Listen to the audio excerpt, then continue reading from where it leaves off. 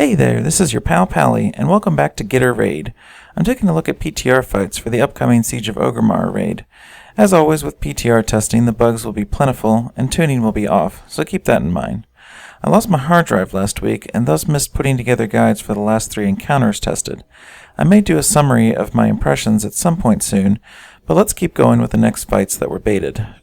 I got a chance to look at Iron Juggernaut for a little while in a mostly guild group. It is a 2-tank and probably 2 to 3 heal fight that involves dealing with 2 phases of the boss. There didn't seem to be an enrage as we 9-manned the fight all the way down to a low percentage until our tank got screwed by some of the weird mechanics in the second phase. Anywho, let's take a look at those 2 phases.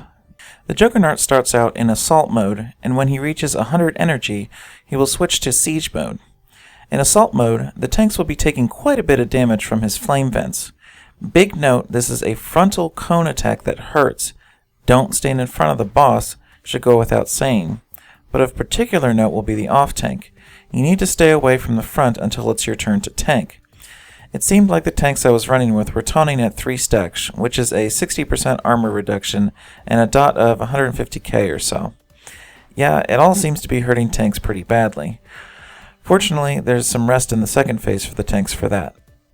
Healers and DPS will have to worry about some other fairly simple mechanics while the boss is in assault mode. The most obvious is the mortar cannon. This draws a huge circle on the ground beneath a raid member, and then a few seconds later a big-ass mortar lands on that spot.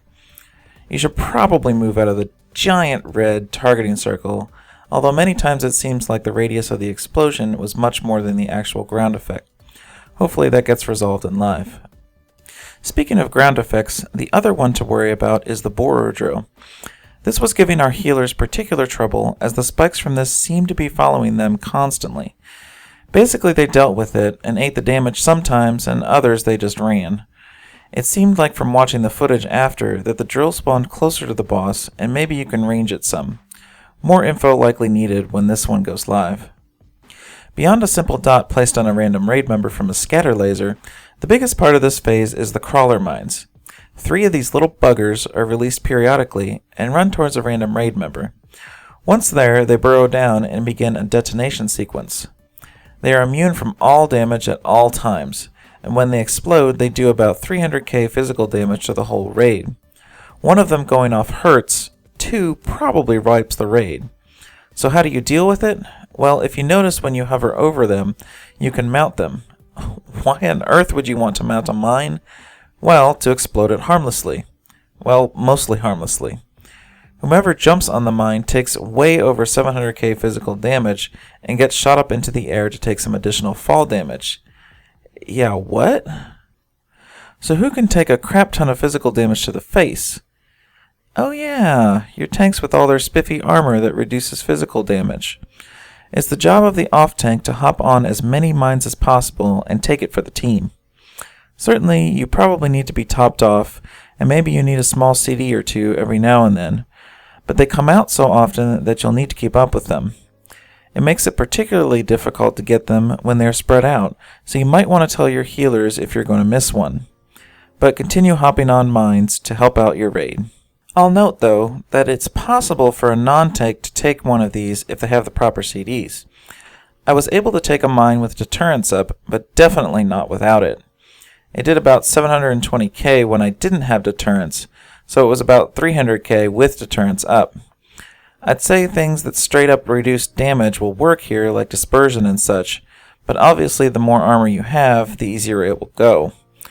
Probably utilizing those personal CDs from the raid like that would be a dire measure if you wanted to make sure a mine didn't explode and the tank was otherwise disposed. That just about does it for the assault mode, so now let's take a look at siege mode. First thing is that he'll be constantly pulsing raid damage out on the order of 30 to 40k a second.